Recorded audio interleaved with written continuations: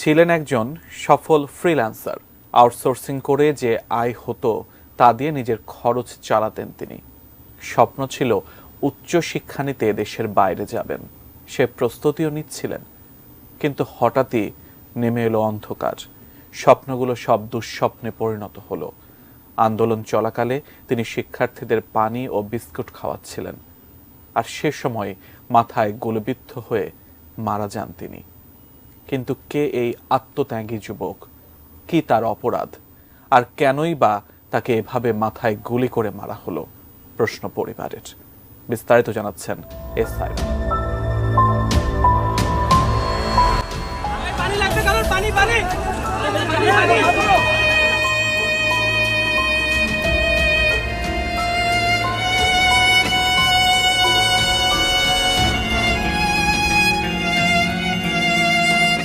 এবারের কোটা সংস্কার আন্দোলনে একেবারে প্রথম দিকে নিহত হন সফল ফ্রিল্যান্সার মীর মাহফুজুর রহমান মুগ্ধ।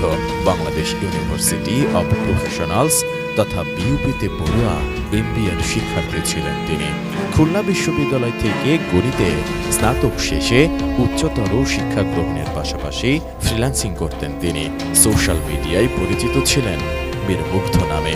দেশপ্রেম আর মানবতার চেতনায় উজ্জীবিত এই তরুণ জড়িত ছিলেন স্কাউটিংয়েও। তবে কোটা সংস্কার আন্দোলন চলাকালে মাথায় গুলিবিদ্ধ হয়ে ঝরে গেছে এই তাজা প্রাণ। গুলিবিদ্ধ হওয়ার কিছুক্ষণ আগের একটি ভিডিওতে দেখা যায় ধোঁয়ায় আচ্ছন্ন সড়কে ছোটাছুটি করছেন শিক্ষার্থীরা। এর মধ্যে হাতে পানি ভর্তি বাক্স ও বিস্কুট নিয়ে ছুটছেন মুগ্ধ। ছাত্রদের ডেকে ডেকে বলছেন, পানি লাগবে কারো, পানি। ভিডিওতে দেখা যায় অনেকেই তার কাছ থেকে পানি পান করছেন। কাঁদানে গ্যাসের ঝাঁঝালো ধোঁয়ায় বেশ কয়েকবার চোখ মুছতেও দেখা যায় মুগ্ধকে।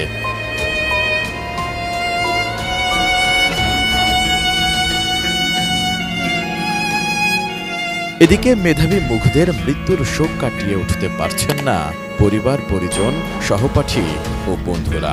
সামাজিক যোগাযোগ মাধ্যমে স্ক্রল করলেই সামনে আসছে তাকে নিয়ে লেখা নানান স্মৃতিচারণমূলক পোস্ট। সহমর্মিতা জানিয়েও অনেকে লিখছেন, মুগ্ধকে স্মরণে রাখবে এ জাতি। মুগ্ধর যমজ ভাই মীর মাহবুবুর রহমান স্নিগ্ধ বলেন, আমাদের 3 ভাইয়ের মধ্যে মায়ের সবচেয়ে বেশি খেয়াল রাখত মুগ্ধ। কি লাগবে না লাগবে সবসময় মাকে দেখে শুনে রাখত। নিজে ফ্রিল্যান্সিং করে নিজের খরচ চালাত। আমরা মানসিকভাবে মেনে নেওয়ার চেষ্টা করছি, কিন্তু মা এখনো কেঁদে চলেছেন। আর বাবা তো কথা বলতে গেলেই ভাষা হারিয়ে ফেলছেন। ও তো আমার শুধুমাত্র ভাই না, মানে আমার বন্ধু বলেন, বেস্ট ফ্রেন্ড বলেন, ভাই বলেন, সবই ও ছিল। একসাথে আমরা সবসময় সব কিছু করতাম, একসাথে সব জায়গায় যেতাম, একসাথে মানে যত রকম যা কিছু আছে সব কিছু একসাথেই আমরা করতাম। ওর খুব ইচ্ছা ছিল বিমান বাহিনীতে জিডি পাইলট হিসেবে কাজ করবে। তো ওর কাছে কোনো ফোন টোন ছিল না যখন আইএসএসবি থেকে বের হচ্ছে। আমি এমইএসে যাচ্ছি বাস দিয়ে, ওকে রিসিভ করতে যাচ্ছিলাম, কিন্তু পুরোপুরি যেতে পারিনি। এমইএসে দেখি রাস্তার পাশে একলা বসে আছে, বসে বসে কাঁদতেছে।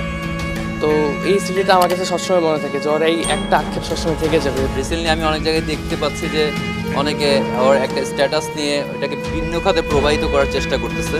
হ্যাঁ, আমার রিকোয়েস্ট, আমার পরিবারের পক্ষ থেকে একটা রিকোয়েস্ট, যাতে ওকে কোনো খাতে কোনো প্রবাহিত করা না হয়, কোনো ভিন্ন খাতে প্রবাহিত করা না হয়, সেটা আমাদের কাছে সবচেয়ে খারাপ লাগবে।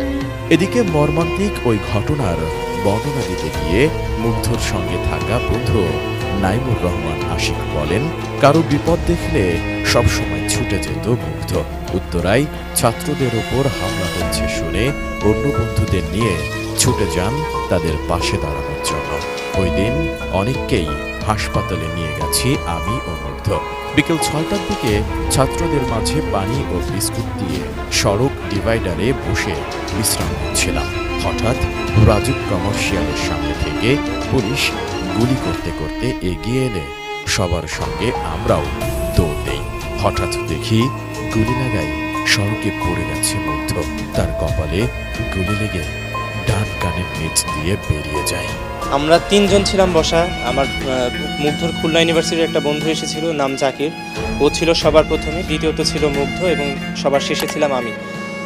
জাকির সাথে সাথে উঠে যায় এবং দৌড় দেয়। কিছুক্ষণ পরেই আমিও দৌড় দিই। দৌড় দেওয়ার পর আমি 2 থেকে 3 কদম যাবার পর যেটা দেখতে পাই যে জাকির আমার সামনে আছে এবং সবাই দৌড়াচ্ছে, কিন্তু মুগ্ধ আমার সামনে আর নেই। তখন আমি ওই জায়গাতেই থেমে যাই এবং ঘুরে তাকিয়ে দেখতে পেলাম যেটা যে মুগ্ধর হাতে সেই পানির বোতল, বিস্কিটের ব্যাগ, সেই অবস্থাতেই মুগ্ধ মাটিতে পড়ে যাচ্ছে এবং আমার দিকে তাকিয়ে আছে।